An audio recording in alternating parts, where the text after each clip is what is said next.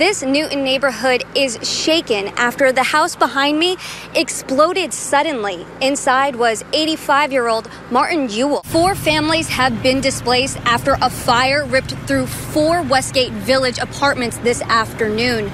Dothan Battalion Chief Chris Etheridge joins me now, and he's been on the scene all afternoon. Tell me, Chief, what was it like when you first arrived? A place for Gran may sound like the sweetest place for you to send your loved one. However, thanks to this order, Place for Gran has closed its doors. These allegations go all the way back to the absentee ballots cast for District 2 Commission seat.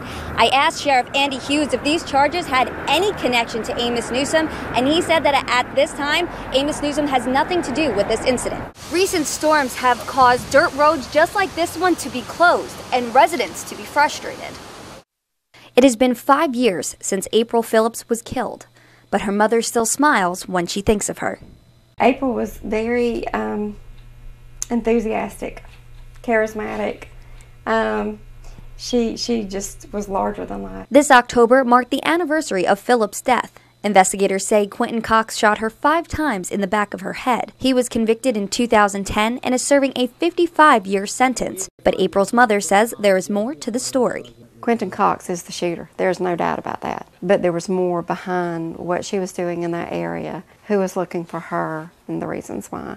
And we've been able to finally connect that. After contacting authorities in Texas with her findings, Peters plans to return to San Antonio to seek the justice she believes April deserves. So we just kind of kept on pushing forward, trying, going to different entities, trying to get someone to listen to us. And so we finally found some folks that are going to listen to us. We are hopeful that we will get a grand jury indictment against at least 2 people. And, I wouldn't want to say who those 2 are right now, but that's what we're hopeful for.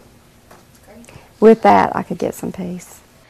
Peters says her ideal outcome is for everyone involved in her daughter's murder to be charged accordingly. Allison, Primetime News at 9. Imagine you're a member of the Houston County EMA. It's a beautiful day and you're going about your business as normal, till your phone rings. Then everything changes. 20 participants between the ages of 13 and 18 are going to be taking on 10 pigs in the Greased Pig. I talked to prior participants earlier today, and they told me that it's tough to catch a pig regularly, but a greased pig, well, that's just tough. Cheers echoed through the halls of Northside Methodist Academy Wednesday afternoon. 3rd grader Connor Loki is finally home. He's been out of school since October, battling T-cell leukemia, ALL. We've prayed every day for him. There have been times when we didn't know the outcome. It was scary. And this isn't the first time Connor took on the disease. This is his 2nd bout with cancer, and this was a really extreme time. He went through so many down times that we worried, and he's such a fighter. Even when the odds weren't in his favor. Most of the doctors said 99.9% he would die, but the head of the ICU department said 100%. But that wasn't the case. After months of treatments and battling, Connor walked out of the Children's Hospital in Birmingham, something that friends and family can only describe as a miracle. I want you to know that your prayers worked, because a couple of days before Christmas, the doctors told us that Connor was not going to live. On Wednesday, Connor made a special visit to his school, where he was given a hero's welcome. Welcome back, Connor. Your God, blessing in your arms. It's just amazing.